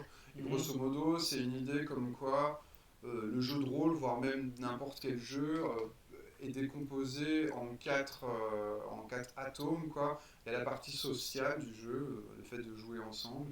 Il y a la partie tactique, donc de faire fonctionner son gros cerveau pour gagner.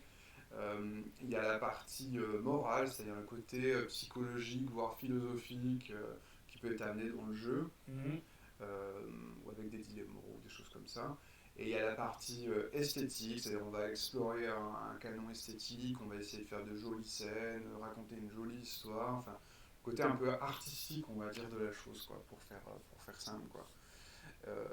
Et donc ça, c'est décliné de différentes façons.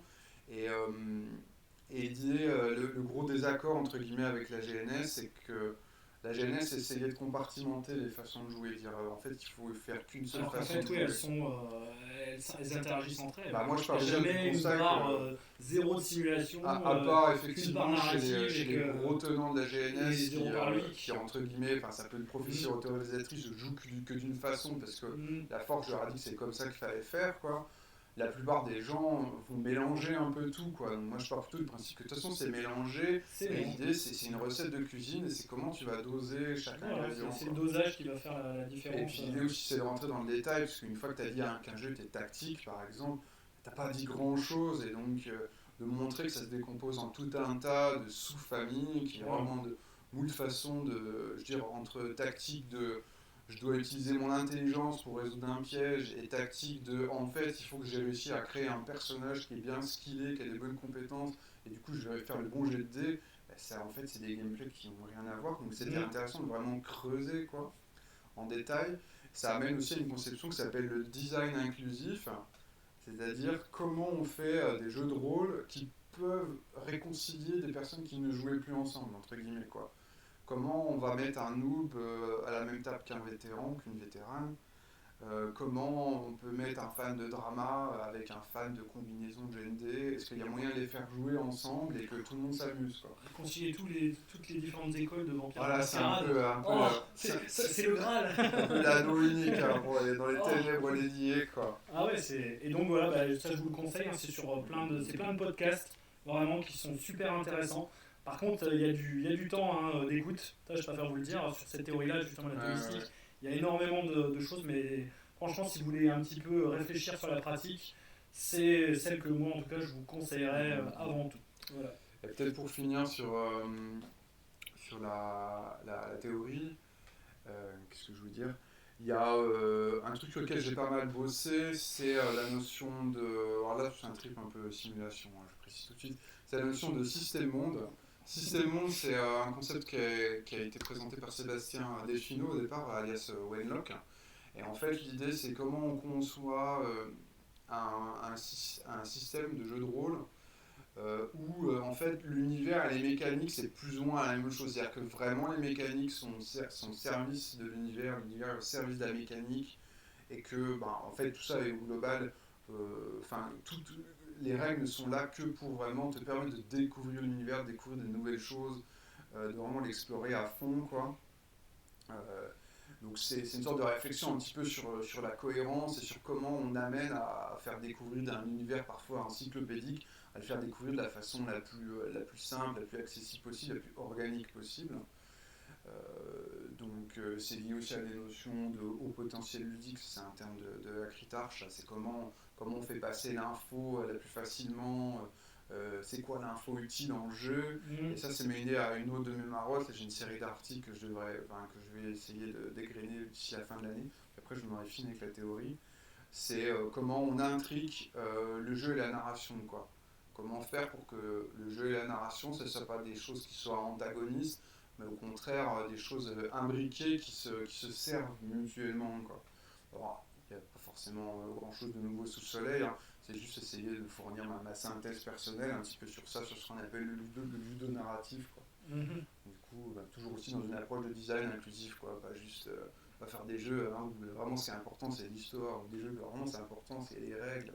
Non, justement, comment on fait pour avoir quelque chose qui soit un peu le Graal entre les deux, quoi, qui mélange ça de façon le plus organique possible, quoi.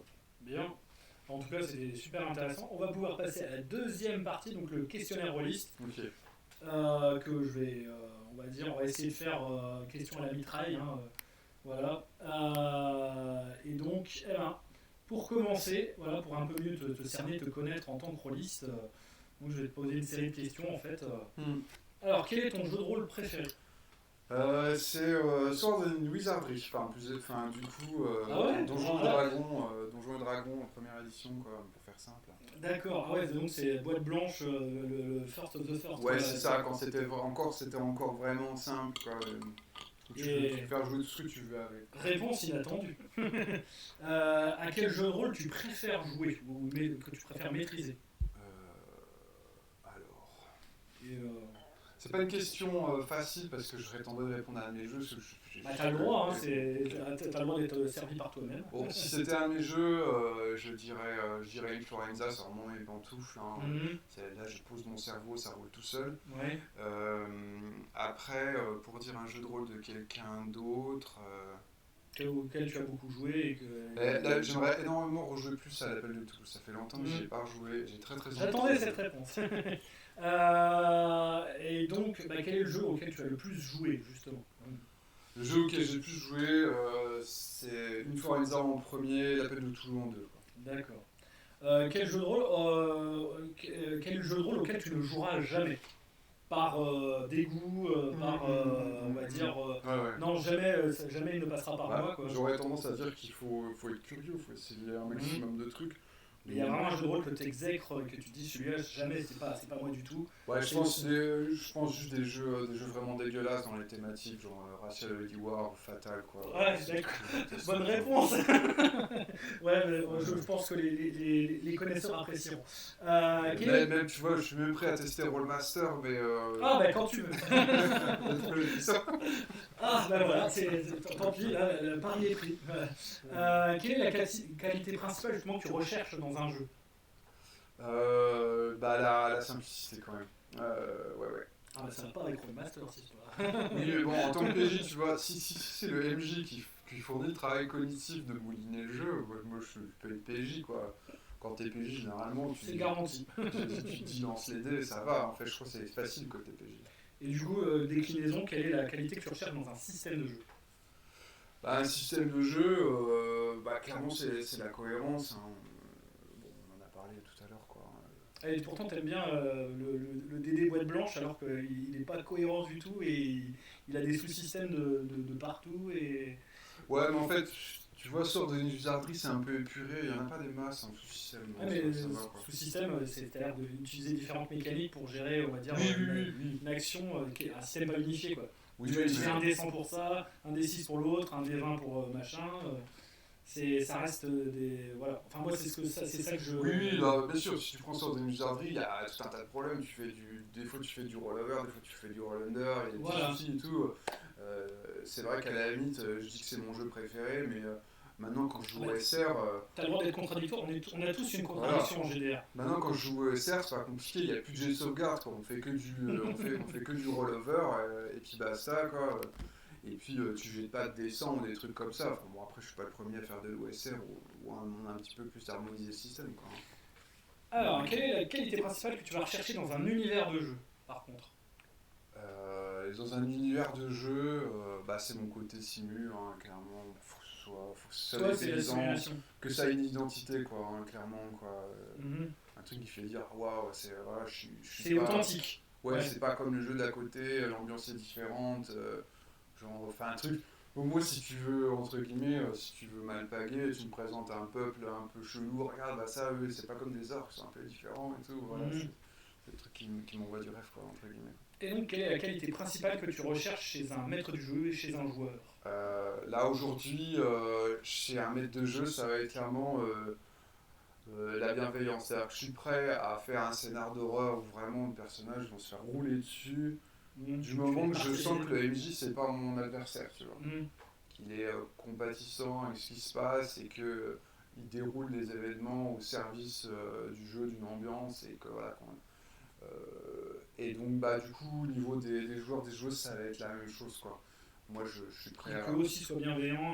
C'est ça. Moi je suis prêt à jouer, Respectueux, à jouer du PVP du moment que en fait au niveau humain, au niveau des joueuses, en fait on va dans le même sens.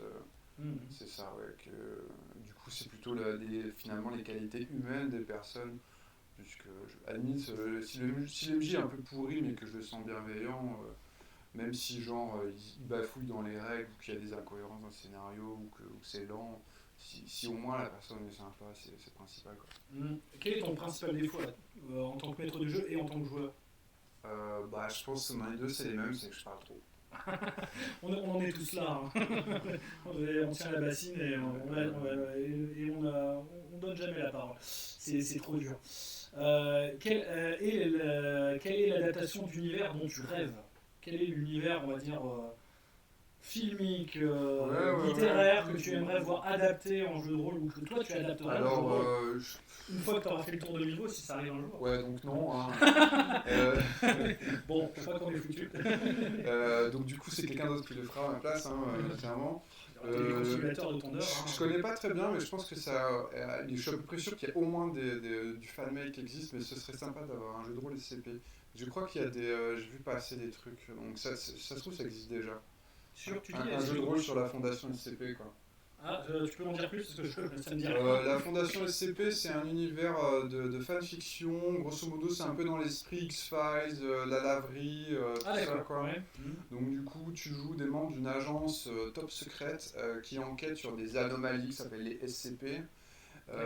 Et en fait, le but du jeu, c'est de repérer ces créatures ou ces phénomènes paranormaux, de les étudier et ce qu'on appelle les contenir, c'est-à-dire les empêcher de nuire, les bloquer dans quelque chose. Alors souvent, il y a des procédures à la con, c'est-à-dire que la créature, tu dois la bloquer dans un congélo à moins 1500 degrés, et il faut toujours qu'il y ait un nombre impair de personnes qui surveillent, et si quelqu'un boit du frappuccino, eh bien, ça casse tout et il se libère. C'est un univers littéraire à la base, donc. Oui, à la base, c'est vraiment un univers de fanfiction. Après, il y a eu pas mal de jeux vidéo. Je suis très sûr qu'il y a des jeux vidéo. Je ne serais pas étonné qu'il y ait carrément une série télé maintenant sur les sites. Ah, ça, j'en ai pas entendu parler. Et je crois que j'ai vu passer des projets de jeux de rôle là-dessus. Ça super intéressant. Après, il y a déjà un jeu de rôle à la laverie, donc. Alors, petit détail. Oui, qui existe, oui, ça c'est clair. Quel est ton archétype de personnage préféré et du coup ton personnage peut-être de jeu de rôle préféré que tu as joué de tout temps depuis que tu es rôliste? Alors honnêtement, ça se trouve, ceux qui me connaissent diraient que je joue la même chose, mais au contraire, moi j'aime bien essayer de changer un maximum, quoi. Donc essayer de sortir de ma zone de confort. Pas d'archétype préféré. Ouais, et puis même du coup souvent quand tu dois choisir des pré-tirés, j'essaie de choisir en dernier pour avoir un truc un peu que j'aurais pas prévu de jouer et tout. Bon, même si bon quand même, il y a des trucs que j'aime pas jouer, quoi. Mais ce que j'ai envie, c'est d'être surpris par un personnage, par un playbook, que ça m'amène dans des directions que j'ai pas prévues, quoi. Par exemple, mon meilleur souvenir comme ça, c'était sur Monster Hearts. Je prends un playbook, c'était The Hollow, je crois. C'est un personnage en fait qui est vide, qui n'a pas de personnalité, quoi. Il est vivant, mais si tu veux, il n'a aucune identité, tout ça. C'est super drôle à jouer, quoi. Ah ouais, c'est sûr, ça doit être un challenge intéressant. Si tu m'aurais demandé d'inventer un personnage, je n'aurais pas forcément inventé ça, quoi. Donc c'était super intéressant que le jeu me le propose et tout. Moi j'aime bien sortir un petit peu des sentiers battus, quoi. Et dans quel univers imaginaire aimerais-tu vivre en tant que Thomas Munier? Si tu me dis Milvo, je t'interne tout de suite. La plupart des univers imaginaires, mais les Pokémon sont dystopiques, donc je crois que je préférais quand même vivre dans notre monde. Ah, quand même, malgré tout, tu te dis, oh, dans notre monde. C'est pour ça que tu as décrit un univers cauchemardesque, c'est pour te dire, oh, ce monde-là, il est pas si mal. Oui, après, il y a des trucs qui sont utopiques dans Milvo. Moi, le retour de la nature, c'est un truc qui me fait kiffer, mais bon, après, est-ce que je pourrais survivre dans Milvo? Je pense que non, je tiendrais 5 minutes, quoi. Moi, pareil, je pense qu'à mon avis, je tiendrai pas très longtemps. Quel est ton dé préféré? Le D12. Ah ouais, Voilà. Influenza évidemment. Voilà, Hein. parce que c'est un côté zodiacal, puis il n'est pas beaucoup utilisé. Donc comme C'est vrai j'aime bien que les c'est trucs un rares. dé, mais il commence à être réutilisé un petit peu là. Je vois, Ouais, c'est bien dommage. mais il est utilisé dans le système Sapin Inca là, qui va Si sortir. je deviens hype, j'arrêterai d'utiliser. Hmm. Quel est ton monstre préféré Euh, d'univers fantastique? Il y en a un que j'aime bien, c'est un monstre dans un bestiaire OSR qui est fait par l'équipe qui a fait Veins of the Earth. Donc c'est une sorte de démon, il est loyal mauvais, Oh. et donc il s'emploie à faire le plus de mal autour de lui, à causer la mort et les traumatismes chez les gens, quoi. Il ne le fait que par des moyens légaux. C'est important. Contre. Il se débrouille voilà, pour respecter les lois de l'endroit dans lequel il vit, quoi. Donc c'est très. Et en plus, si tu veux le combattre, tu ne peux pas lui faire du mal si tu utilises des moyens illégaux, quoi. Donc si par exemple c'est interdit de faire de l'auto-justice ou d'agresser quelqu'un, d'utiliser une arme, tout simplement. voilà, tu peux pas blesser ce démon par ces moyens-là. Et donc la seule façon de la seule façon de vaincre ce monstre, en fait, c'est de détruire le système judiciaire, enfin le système légal de l'endroit où tu vis, quoi. Pour pouvoir l'avoir. Il faut saper en fait les fondements même de la législation. Donc en fait, il faut que tu sèmes le chaos dans le monde pour qu'il perde ses moyens et que tu puisses enfin l'atteindre, quoi. Donc on a parlé de haut potentiel ludique tout à l'heure. C'est vrai, ça c'est le monstre à haut potentiel ludique parce que c'est un concept et ça fait une campagne tout seul. Carrément, ouais, c'est clair. Voilà, donc c'est génial ça.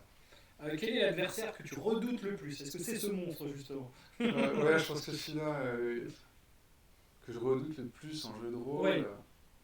Bah, c'est en même temps c'est mes préférés, mais du coup c'est les adversaires qui sont invincibles, quoi. C'est intéressant quand à un moment le MJ ou le jeu ose te proposer Ça ne dérange pas qu'il n'ait pas une faiblesse malgré tout. Voilà, cet adversaire là en fait, désolé, tu le crois, c'est la fin de la route, quoi. Parce que je pense que c'est intéressant de respecter, c'est une façon de respecter la gentilité des joueuses, que des fois de mettre des situations où en fait c'est l'impasse, quoi. De montrer qu'il y a en fait un monde, pour qu'il soit solide, résistant, il faut qu'il y ait des choses qui soient inamovibles, en fait, en quelque sorte, quoi. Et donc que tu mettes une créature du mythe qui a 0 point faible, de toute façon du moment où tu es confronté à elle, ton cerveau fond et c'est fini. Moi je trouve ça intéressant. Il y en a qui n'aiment pas du tout, hein. Il y en a qui maintenant, on est plutôt dans la tendance aujourd'hui à éviter la frustration des joueurs. Ouais, mais si tu, en fait c'est les combats, c'est un peu immersion contre liberté. Si tu donnes une liberté totale, genre non mais tu pourras résoudre tous les problèmes, on trouvera toujours une solution. Ça peut casser ton immersion, en fait. En fait, aucun problème ne peut me résister, donc c'est-à-dire que de toute façon, c'est un univers un peu en carton, tu vois ce que je veux dire, quoi. Tandis que si on dit non, mais il y a des trucs, ce PNJ-là, en fait, cherche pas, il n'est pas à ton niveau, tu peux éventuellement lui parler, mais si tu commences à sortir un dague contre lui, de toute façon, c'est foutu. Et ça renforce ton immersion d'une certaine façon. Donc même pour des jeux héroïques, je recommanderais qu'il y ait certaines choses qui sont indéboulonnables, quoi. En tout cas, à l'échelle des PNJ. C'est courageux parce que je pense pas que ça soit, on va dire, partagé par beaucoup cette idée. Même si moi je trouve que c'est intéressant. On parlait de théorie tout à l'heure, le jeu de rôle, c'est que des tensions entre des goûts de jeux différents, quoi. Donc tu as toujours des débats. Donc là c'est immersion versus liberté, tu vois. Et il y en a plein, je pourrais t'en citer comme ça. Donc de toute façon, c'est toujours sur un curseur sur lequel tu vas te positionner. Et donc je parlais de design inclusif, mais néanmoins... à moins de dire ah oui, mais en fait, à moins de pouvoir discuter au départ du contrat social et de pouvoir personnaliser les règles en fonction de ta table, tu peux jamais faire une proposition qui plaît à tout le monde et il faut prendre des partis pris, quoi. Quel est ton auteur de jeu de rôle préféré? Pas facile. Celui vraiment qui t'a influencé dans ta manière de game designer. Putain, c'est super chaud parce que du coup je vais forcément malheureux, quoi. Ah mais tout se justifie, hein, une réponse. Oui. Bon, j'avoue, je boite un petit peu en touche, hein, parce que ce sera dit, personne ne pourra râler. Je vais dire Frédéric Sintès, quoi. Je m'en doutais un peu. Déjà parce qu'au niveau théorie, de toute façon, c'est clair que c'est vraiment le boss du game. Enfin, de toute façon, là, c'est pas uniquement pour lui rendre hommage que je veux dire. Moi, il a eu une influence énorme sur moi. Et puis ces jeux aussi sont des leçons de travail, quoi. Même si, paradoxalement, je suis pas le meilleur client pour les jeux de Frédéric Sintès. Euh, à part peut-être les cordes sensibles. Les cordes sensibles, je suis vraiment très très fan. Mais les autres me posent certains problèmes et tout. Mais ça reste que ces jeux sont vraiment très bien gaulés. Et c'est vraiment des belles démonstrations de ces théories, quoi. Il y a une idée de game design et en fait le jeu la met totalement en pratique et ça permet de lire justement sa façon de penser le jeu de rôle, de créer des jeux, tu vois, comment en jouant, enfin, le principe de ce qu'il appelait le vide fertile, c'est-à-dire que le jeu a une sorte de mécanique invisible qui est la somme de toutes les mécaniques en fait, et qui va un peu jouer dans notre dos, entre guillemets, sans effort, pour amener une ambiance, et tout à fait reproduit dans ces jeux, quoi. Quel est ton illustrateur préféré? Alors, je dirais Florence Magnin, quoi. Ah, De Dragon, Ambre. là, quelle bonne réponse. Là, c'est clair. Il n'y a pas vraiment de bonne réponse, mais il y en a des meilleures que d'autres. Il n'y a qu'une bonne réponse, c'est Florence Magnin. Non, mais j'approuve. Quelle est ta campagne de jeu de rôle préférée? Celle que tu as jouée ou dont tu as été MJ et que tu as adoré? Une vieille campagne tradie d'un jeu de rôle tradie ou pas, hein. C'est compliqué parce que j'ai. C'est dur à dire. Mais c'est surtout que moi, je crois que j'ai jamais master de campagne du commerce. Ou tu as été joueur peut-être, du coup. T'as pas fait une bonne vieille campagne de Cthulhu qui t'est restée dans les mémoires. Mais en tant que joueur, j'ai jamais été PJ, donc du coup, c'est un peu bottage en touche parce que c'est la seule campagne que j'ai jouée, mais que j'ai bien aimé. Du coup, c'est la campagne Abîme là, pour Communal Gothic, donc la campagne de Christophe, parce qu'il y a une très belle progression émotionnelle dans le jeu et tout. T'as une ambiance cocotte minute qui est vraiment avec une découverte progressive des secrets du monde, et ouais, il y a un travail sur l'ambiance. Il sait faire. L'ayant eu comme MJ, il sait faire. C'est très cinématique, donc je pense, moi je l'ai fait jouer en one shot, c'est-à-dire j'ai fait jouer en accéléré, donc du coup on était vraiment sur le côté cinématique. Après si je la faisais jouer une extenso, je pense que je rajouterais des petits moments des interscénars quand même pour la... Après je pense que boucle de campagne, il faut le faire, quoi, hein, rajouter quelques petits interscénars pour qu'il y ait un peu plus de liberté, parce que sinon quand même, bon, Abîme est une super campagne, mais c'est une campagne toboggan, donc, Quel est ton auteur de roman adapté en jeu de rôle préféré? Et du coup, peut-être voilà, le héros d'univers de jeu de rôle préféré, ça peut aller. Ouais. Le héros, le méchant, ça peut peut-être aller ensemble. Bah bon, c'est pareil, c'est réponse très facile, hein, c'est Lovecraft. Hein, parce que moi au début, je rêvais de faire un jeu de rôle sur Lovecraft, avant que je découvre l'édition de l'Appel de Cthulhu. Donc voilà, bon après, on peut dire ce qu'on veut du personnage, évidemment il est controversé. Mais bon, voilà, ça reste mon auteur préféré adapté en jeu de rôle. Moi, ce qui serait super bien, ce serait un jeu de rôle sur... parce que mon nouvel auteur préféré, maintenant, c'est Robert Holstock avec la forêt des mythes images. Ah, ça, je connais pas. Et donc, il faudrait tellement un jeu de rôle là-dessus, c'est exceptionnel, quoi. C'est très nouveau, hein, la forêt des mythes images, puisque ça se passe en Angleterre, dans l'après-guerre.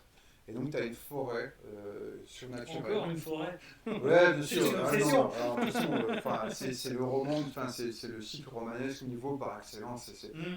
Tu l'as découvert vraiment. J'ai découvert après Milvaux, mais je suis extrêmement jaloux quand j'ai découvert la forêt des mythes images, quoi. Et en fait, ce qui est vraiment vertigineux dans ce truc, donc c'est une forêt. Et en fait, plus tu t'enfonces, elle est plus grande. En fait, à l'extérieur, elle a des dimensions finies, quoi. C'est sur une carte, tu peux la localiser, mais à l'intérieur, elle est infinie. Et donc, plus tu t'enfonces dans la forêt, plus tu t'enfonces dans les mythes humains. C'est-à-dire qu'en fait, la forêt, elle est peuplée de mythagos, qui sont en fait des créatures qui sont tout simplement issues des mythes celtiques, puis proto-celtiques. En fait, plus tu t'enfonces dans la forêt, plus tu arrives dans des mythes que l'humanité actuelle a oubliés, en fait. Dans des espèces de proto-mythes et tout, et donc tout devient de plus en plus primal et tout. C'est complètement fou. La forêt des mythes images, si vous deviez lire qu'un truc de fantasy ou de monde parallèle, c'est vraiment ça. Et voilà, c'est pas adapté en jeu de rôle. Alors, vous pouvez le faire avec Milvaux, parce qu'avec des trucs avec les Grégor qui reprennent. Ça a l'air de bien coller. Depuis que j'ai découvert, je me suis pas mal inspiré. Donc, on pourrait jouer avec Influenza, ça passerait crème, quoi, je pense. Donc ton héros et ton méchant d'univers de jeu de rôle préféré. Si c'est chez Lovecraft, parce que t'as un héros de Lovecraft, entre guillemets, c'est pas, généralement pas des héros, mais bon, c'est plus compliqué que ça. Ton méchant préféré, alors ça peut être une créature du mythe. Ouais, alors un héros d'univers de jeu de rôle. Je sais que t'aimes beaucoup Shunigorod déjà, premièrement. Oui, c'est Voilà, mais c'est du un coup, peu ça, c'est ça. mon héros de jeu de rôle préféré, c'est ça. D'accord, pas très grand répondre ça. Moi, ça me convient. C'est des gens appréciants. Je considère quand même comme étant méchant. Ah bon? Bah non, il est pas méchant. Qui a dit ça? Du coup, putain, le héros, je veux dire Joker, Je sais pas. Ouais, je pense que ce serait quand même un truc un peu genre un super-héros dark à la Watchmen, quoi. Mais pas forcément comme le comédien, un super-héros qui est en fait un connard fini, quoi. Mais un super-héros qui a des troubles mentaux et qui veut faire le bien, mais qui clairement déconne, quoi. Quelle est ta musique préférée pour accompagner tes parties de jeu de rôle? Alors, Alors, même si, bon, ouais. t'as énormément de réponses, je pense, à donner à cette question. Bon, on en a énormément parlé avec musique sombre et tout. Donc moi, je vais vous donner juste un sort, album, ouais. c'est Special Low Frequency Version 2 de Earth. Hein. Donc c'est de la musique drone. Donc il y a 3 accords de guitare électrique dans l'album. Ça fait pendant tout le temps. En fait, c'est une espèce de musique tellurique pour faire du Lovecraftien. C'est vraiment un truc, ça te met une pression de malade, quoi. Bon, voilà, c'est pas easy listening, j'avoue.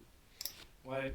Alors, dans les playlists, je tiens à préciser qu'il y a pas mal de trucs easy listening, il n'y a pas que. Oui, il n'y a pas que des choses très, on va dire, underground. Ouais, je suis super fan de Dungeon Synth, par exemple, espèce de musique pour donjon des années 80, j'aime beaucoup, par exemple. Quelle est ton illustration de jeu de rôle préférée? Couvre ou intérieur, du coup? Florence Magnin? Laquelle? Rêve de Dragon à Ambre? Ouais, je pense Rêve de Dragon. Ouais, c'est du coup la deuxième édition. Oui, on va dire Le coffret de la deuxième édition, le théâtre. Oui, avec le triptyque là et tout. Ouais, ça te. C'est quand même pas mal. Alors, quelle règle de jeu détestes-tu par-dessus tout? Dans un jeu où. Une règle vraiment que tu supportes pas, tu te dis, mais franchement, ça n'a rien à voir, ça n'a rien à faire là, ou alors tu détestes l'utiliser parce que c'est complètement. Ouais, je dirais les règles d'initiative, parce qu'en général, ça fait un jet de dés en plus, tu perds beaucoup de temps rien qu'avec ça, surtout s'il faut rejeter limite à chaque tour et tout. Ouais. Quel comportement détestes-tu à la table de jeu, de la part du MJ ou du joueur? Un comportement vraiment qui est pour toi insupportable. Le comportement, c'est, tu comprends, c'est mon personnage, quoi. Tiens, c'est bizarre, ça me rappelle quelqu'un. Bon, s'il regarde comment dire cette interview, il verra de qui je parle. Et quel a été ton combat ou ta bataille préférée en jeu de rôle? Et si t'en as eu une? Oui, j'en ai eu une. C'était avec DK System. C'était un combat en vertige logique, puisqu'en fait, il se battait contre un super méchant qui avait le pouvoir d'ouvrir des portails spatio-temporels. Et en fait, le super méchant n'arrêtait pas de sauter de portail en portail. Donc en fait, il fallait le poursuivre à travers différentes époques, différentes et tout. Donc on utilisait les maps de 4 Vallon, donc on utilisait plein de maps, donc tu intéressant. Voilà, tu voyageais dans le temps pendant la baston, on a fait une baston, ça a duré 3 heures, mais c'était trop bien. C'est Feng Shui en fait. Parce que dans Feng Shui on peut le faire. C'est, on va dire, du cinéma de Hong Kong, d'action. Ouais, mais en fait, tu vois, avec le fait que c'était du DD-like, c'était des cas système, et que nous on avait quand même une approche très micro du combat, donc, un système quand même bien. et que j'utilisais des maps donc, de 4 Vallon, donc on visualisait très bien les trucs. On était vraiment dedans, si tu veux, quoi. C'est pas juste, ah oui, tu passes dans la Chine impériale, et puis après tu sautes. Comme on passait vraiment du temps en micro, du coup, le côté immersion de vraiment, oui, on saute d'un univers à l'autre. Là, on va dans une scène de notre passé, tout ça, était beaucoup plus vécu, quoi. Ah, intéressant. Et quel pouvoir ou capacité tu préfères en jeu de rôle? C'est-à-dire celle que, si tu crées un perso, tu vas l'apprendre parce que tu l'adores et c'est pas possible. Lire dans le cerveau du MJ. Non, ça se fait naturellement. Ça. Quelle est la mort de personnage la plus mémorable que tu aies vécue?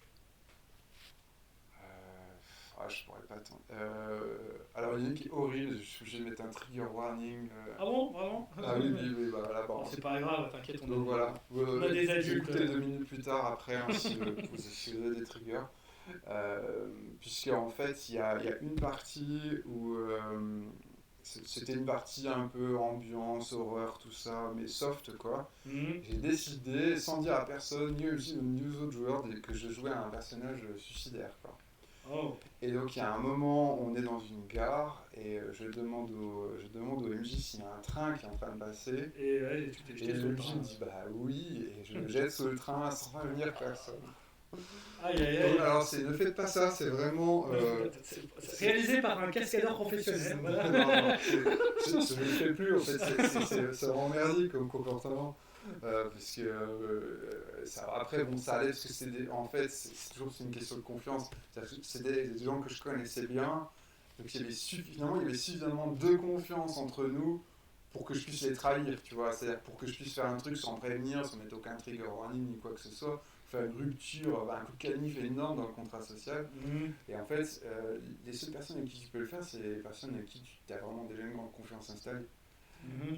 Bon, après, ça reste toujours mes amis aujourd'hui, mais bon, j'ai quand même Ça, ils t'en veulent pas, ouais. ce Ça me rappelle une partie d'ailleurs d'Influenza qu'on avait fait ensemble où j'étais quand même mort et j'ai passé ma vie, enfin tout mon temps de jeu de personnage enterré vivant, Ah oui, à agoniser ou à être mort. Une fois, la C'était beau. gentillité. Mais j'ai joué quand même, hein, c'est c'était Influenza, exceptionnel c'est cette facilement. partie. Et j'étais mort dès le départ. Première scène, boum, je meurs et je suis enterré vivant quoi. Ouais, C'est- ça m'a bien sorti pour un moment. Ouais, c'était génial. Mais ça me rappelle ça, c'est pour ça. C'était un très très grand moment. Quel défaut pardonnes-tu à ton maître du jeu et à tes joueurs? L'amateurisme, c'est-à-dire le fait de ne pas bien connaître le jeu. Encore une fois, voilà, si derrière il y a des qualités humaines, Mm. c'est pas grave. Si on Toi, s'en met, c'est vrai que tu si on dis assez s'en met souvent, vaut mieux jouer même pas forcément parfaitement, même si mais c'est jouer. un peu Voilà. pourri, C'est ton voilà. leitmotiv. Voilà, certains n'aiment pas trop. Moi, tu vois, par contre, c'est pas mon truc. Si je suis pas sûr de moi, C'est pareil, je vais- je pense qu'il y a des moments où tu vas un peu sélectionner ton groupe, tu dis bah là ce soir on joue Kali et tout, et tu joues avec les gens que tu connais bien et que tu sais que ça va rouler ou qu'on peut se fixer des exigences quoi. Mhm. Mais je pense que c'est important de se dire que ça doit pas toujours être comme ça et que des fois.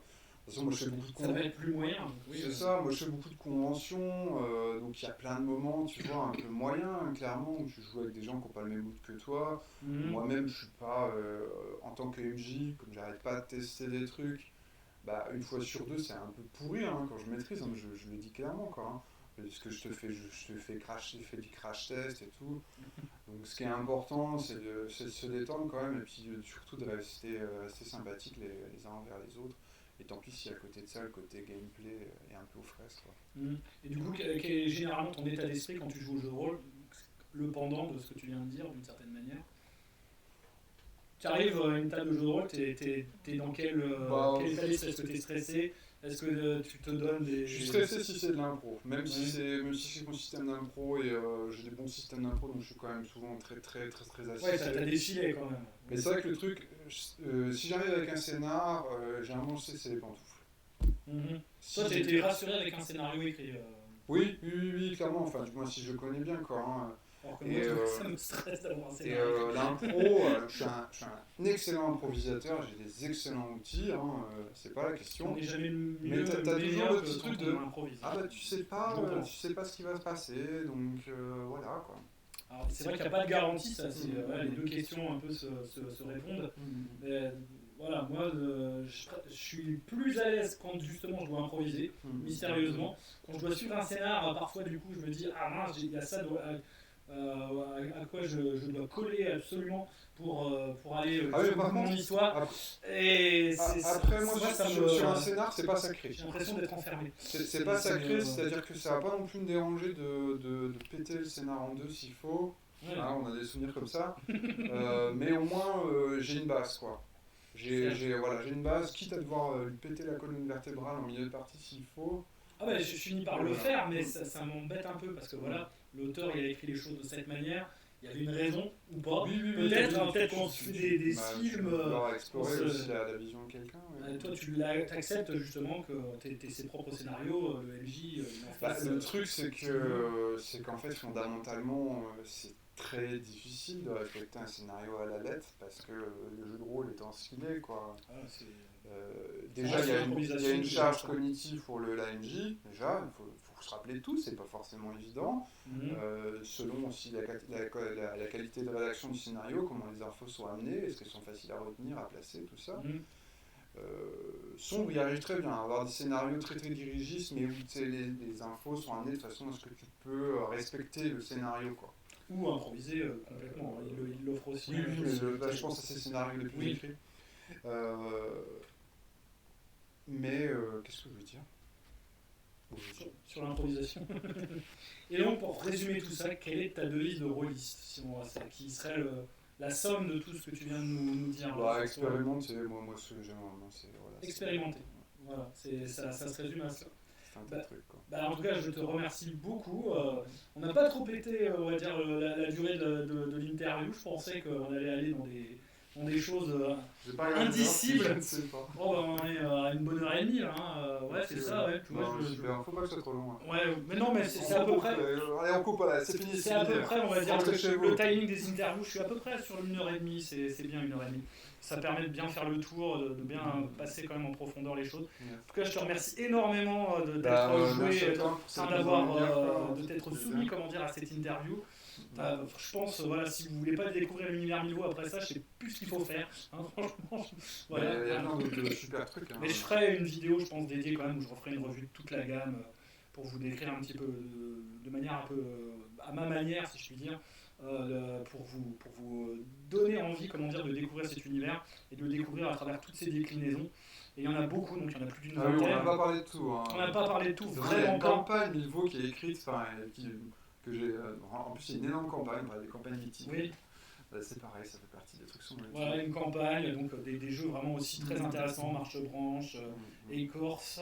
Marche-Branche qui va être édité. On en a joué à plein, puisque donc voilà. Et franchement, voilà, je vous invite à aller faire un petit tour, donc je vous mettrai les liens en description.